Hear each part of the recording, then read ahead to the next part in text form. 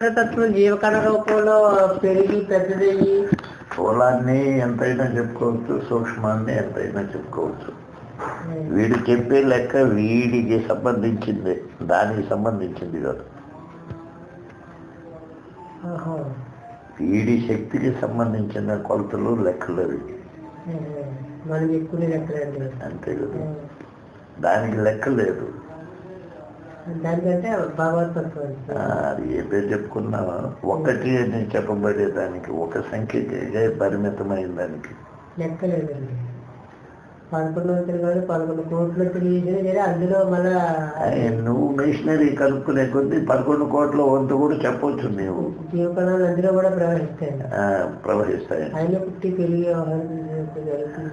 అదే జీవకణం లేకపోతే ఏమీ లేదండి. సృష్టి అంతా దాని మీద నీరు లేకపోతే ఏ కణము లేదు.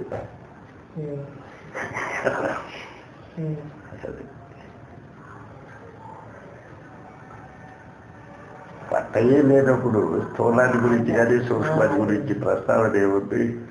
ఎవరు చేసేది? సైన్స్ అంటే స్థూలంగా చెప్పేది కదా. స్థూలంగా చెప్పే సైన్స్ కూడా ఆ జీవకణమే తల్లి గర్భంలోకి తన శరీరాన్ని అంతా రూపొందించుకుంటుంది. ఏం లేదు, డిఎన్ఏ అని చెప్పేసి ఏదో పరిస్థితి కదండి ఉన్నాయి. అది తల్లిదండ్రుల రూపురేఖలు పెట్టి ఆ కణంలోనే ఉంది. ఇదంతా నిక్షిప్తమై ఉంది. అదే బయటకు వచ్చినప్పుడు అలాగే అర్థంగా ఆ రూపురేఖలతో వస్తుంది శిశువు. అది మొదట నిర్ణయింపబడి అది నిర్ణయించుకుంటుంది. ఆ కణంలోనే ఉంది అదంతానే అని సైన్స్ కూడా అర్థం చేస్తుంది. ఇక్కడ వస్తువు ఉంది, పేరు ఉంది. జీవము, కణము, అవి 2 పేర్లు. ఆ పేర్లు పెట్టిన వాడేవాడు మొదట మనమండి.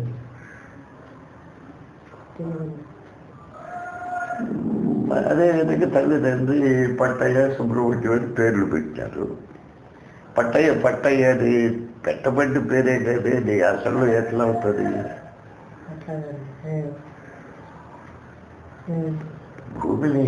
భూమి అని దీనికి పేరు ఇప్పుడు ఎవరో పెట్టినారంటాం. ఆనాటి నుంచి ఇది భూమి అని పిలువబడుతుంది. పెట్టిన పేరు దాని పేరు ఎట్లవుతుంది?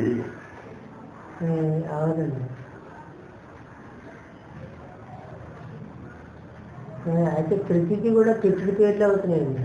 అంతే, కృష్ణ, భగవంతుడు, ఆత్మ, ఇవన్నీ పేర్లే, శబ్దాలే కదా. అలాగే కేవలం కణం అన్ని మామూలుగా అది కృష్ణుడి పేర్లు. వాస్తవానికి ఉన్నదాన్ని కాకుండా కృష్ణ పేరుతో తెలుసుకుంటున్నా ఉంటారు. ఉన్నదన్నా కూడా తప్పే. అక్కడ ఉన్నది అనేది ఒక స్థితిని నిలిపే పదపతికి. అనంతంగా అఖండంగా ఉన్నదని చెప్పబడేది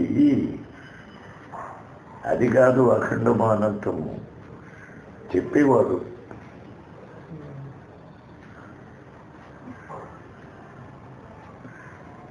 అందుకు భగవాన్ని ఎంత చెప్పింది, నిన్ను నీవు తెలుసుకొని ఇతను లోపలికి చూపిస్తుంది. ఆయన గురి తన మీదనే, బయట దేని మీద లేదు. అది అనవసరం అంటాడు. అయితే ఇది చెప్పేస్తే పోలేదంటే చెప్పడానికి వీలు కాదు అంటాడు. అనుభవం అక్కడ 2 అనుభవించేవాడు, అనుభవము, అనుభవింపబడేది 3 లేని అనుభవం. అది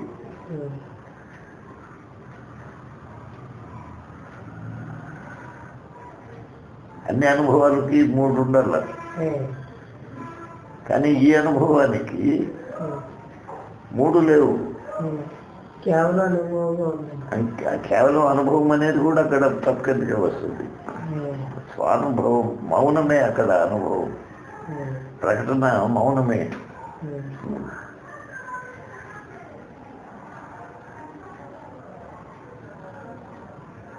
ఇప్పుడు మనం బస్ ఎక్కి రైలు ఎక్కిపోతూ ఉంటే రైలు పెట్టిలో 50 మంది ఎక్కుతారు. మీరేం చేస్తారు? మీ పుట్టుకు మీకు తెలిసిన వాళ్ళు జన్మానుసరించి తల్లి, తండ్రి, వాళ్ళ గర్భము, అందు నుంచి శిశువు నుంచి పెరిగినారు, పెద్దోళ్ళు అయినారు అని నిర్ణయానికి ఆటోమేటిక్గా వచ్చేస్తుంది. దాని గురించి సందేహమే రాదు. ఆ 50 మంది తల్లిదండ్రుల్ని వాళ్ళు పుట్టింది మీరు చూశారా? లేదండి. కాబట్టి వాళ్ళు ఎప్పుడు పుట్టినారంటే మీరు ఏ వయసులో ఏ లెక్కలో చూశారో ఎక్కడ చూశారో అక్కడనే ఆ వయసులోనే అప్పటికప్పుడు పుట్టారు వాళ్ళు. అదే ఈ మాట కొంచెం ఆశ్చర్యంగా ఉందని ఇప్పుడు విన్నాను. మళ్ళా దిగి వెళ్ళిపోయినారు అంటే అక్కడికే వాళ్ళు నశించిపోయినారు. ఆ వయసుతో అది ప్రారంభమైందంటున్నారు. అంతే కదా. మరి వాస్తవానికి మన లెక్కలన్నీ తప్పటారు స్వామి. అంతే కదా. ఇదో కోణం. మీరుండాలి ఏ లెక్కలు చెప్పినా ఎవడు లెక్కలు దేవుడు చెప్పిన లెక్కలు గురించి ఆలోచించాలంతా మీరున్న తర్వాత వచ్చేవి అన్ని లెక్కలు అన్ని కథలు ఉంది. అంటే లెక్క ఏ తీసుకున్నా తప్పైపోతుంది. అలా అనుకుంటాను. తప్పు కాదు, అది మీ లెక్క. మీ ఒక్కరి లెక్కే జగత్తంతా దృష్టి మొత్తం. అందరూ అన్నీ సైన్స్ చెప్పినట్టు జరిగి వచ్చినారు కానీ మీ పుట్టుకు మాత్రం తల్లిదండ్రులు కాదు వచ్చింది. తమిళ రైలు పెట్టిలో ఎట్లయితే ఏకముగా ఒక బిడ్డ, శిశువు, తల్లి, తండ్రి, వృద్ధులు వీళ్ళంతా అప్పటికప్పుడు జన్మించారు.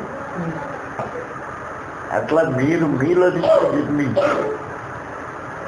జన్మించిన తర్వాత మీకు పరిచయమైన వాళ్ళు మొదటి వాళ్ళు తల్లి, తండ్రి.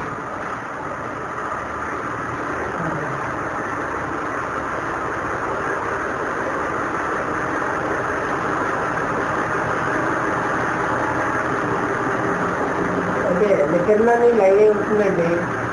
నెలకోళం మళ్ళా ఇదంతా గోచరిస్తుంది. అప్పటికప్పుడు ఆ గోచరించిన సమయంలో ఏ వయసు ఉంటే ఏ పని ఉంటే అదే అప్పుడు సృష్టి అన్నట్టు లెక్కలో వస్తుంది అక్కడ. నిత్య నూతనం అది ఎప్పటికప్పుడే. అయితే గతం ఎన్నేళ్ళు బ్రతికినాను ఎందుకు చేసినారంటే అది ఊరికి పేజీ. అది అది చూస్తే అమారి అవుతుంది.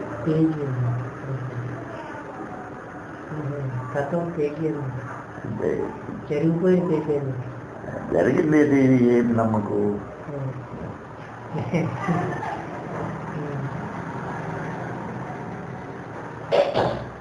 అది నిశ్చలం అన్నాడు.